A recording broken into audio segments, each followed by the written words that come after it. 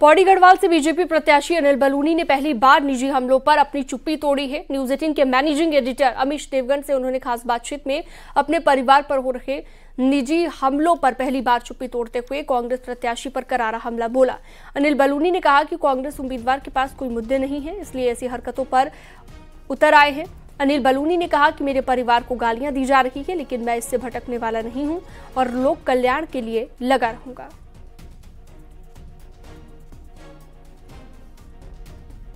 अध्यात्म राजनीति में भी जरूरी होता है, क्योंकि यहाँ पर तो बड़ी सारी बयानबाजी होती है। मैं अभी सुन रहा था थोड़ी देर पहले, कुछ दिन पहले आपके जो प्रतिद्वंदी हैं वो आपके परिवार के ऊपर पर्सनल अटैक कर रहे हैं। मतलब ये अभूतपूर्व है अपने आप में। क्या आप कहना चाहते हैं इसके ऊपर? देखिए, जब किसी के पास कुछ होता नहीं है तो वो इस तरह की हरकतें करता है, गाली गलौज करते हैं, अनाप शनाप की बातें करते हैं, परिवार के ऊपर, बच्चों के ऊपर बातें करते हैं, क्योंकि उनके पास कुछ है नहीं। गुस्सा नहीं आता आपको कभी? नहीं, गुस्सा नहीं आता है। आप ये बताइए, उनके पास कुछ है नहीं।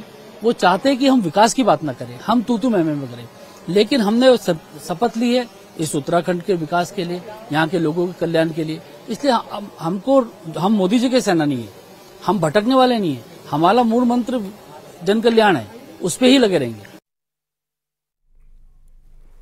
पौड़ी गढ़वाल सीट पर न्यूज 18 के मैनेजिंग एडिटर अमीश देवगन की ग्राउंड जीरो से पूरी रिपोर्ट और अनिल बलूनी के साथ एक्सक्लूसिव इंटरव्यू देखिए रात 10:30 बजे।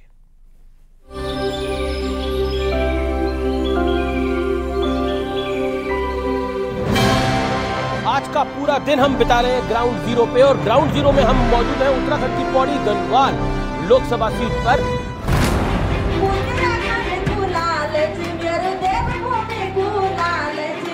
मेरे साथ मौजूद हैं भारतीय जनता पार्टी के हैवी वेट लोकसभा प्रत्याशी हैं पौड़ी गढ़वाल से।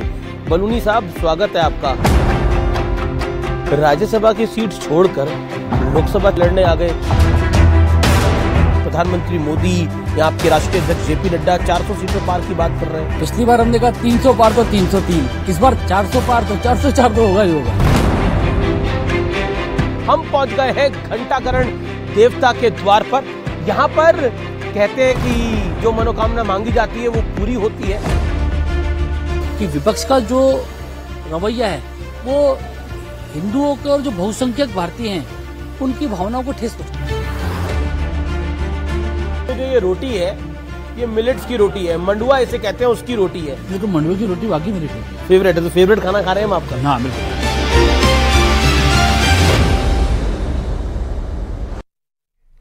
2024 लोकसभा चुनाव में प्रचार के लिए प्रधानमंत्री नरेंद्र मोदी एक बार फिर से उत्तराखंड आने वाले हैं। रुद्रपुर के बाद प्रधानमंत्री इस बार ऋषिकेश पहुंचेंगे और सीएम ने सोमवार को भूमि पूजन किया। तो बीजेपी का दावा है कि 11 अप्रैल सुबह 10 बजे 1 लाख लोगों की जनसभा ऐतिहासिक होगी।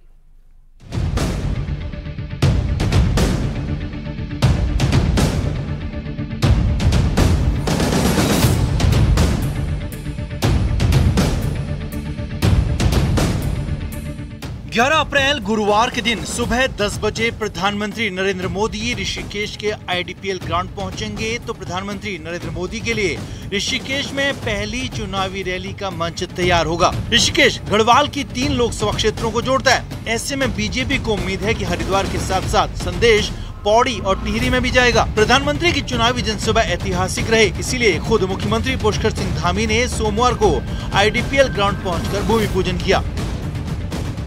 देवभूमि में उनका स्वागत करेंगे। देवभूमि के लोग जैसा हमेशा करते हैं, वो अपने देवभूमि को अपना परिवार मानते हैं और देवभूमि के लोग भी उनको परिवार की तरह चाहते हैं। इस समय चुनाव का समय है, उन्होंने बहुत किया है, अब हम सबकी बारी है, हम सब लोग करेंगे। ऋषिकेश विधानसभा क्षेत्र हरिद्वार लोकसभा में आता है, जहां बीजेपी के उम्मीदवार पूर्व मुख्यमंत्री त्रिवेंद्र सिंह रावत हैं। विधानसभा चुनाव में खराब प्रदर्शन करने वाली बीजेपी के लिए हरिद्वार में बड़ी जीत हासिल करने की चुनौती है। रैली और हरिद्वार लोकसभा के इंचार्ज कुलदीप कुमार की माने तो प्रधानमंत्री नरेंद्र मोदी की रैली से माहौल बदलेगा, और यही विश्वास लोकल विधायक और मंत्री प्रेमचंद अग्रवाल को भी है।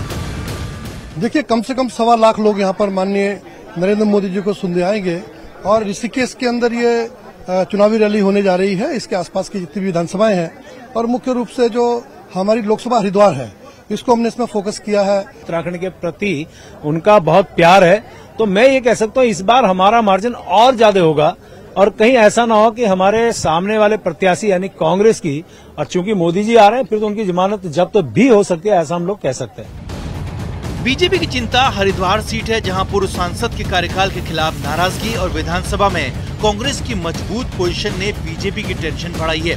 और ऋषिकेश में प्रधानमंत्री की रैली करके बीजेपी यही माहौल बदलना चाहती है। ऋषिकेश से न्यूज़ 18 के लिए दीपांकर भट्ट की रिपोर्ट।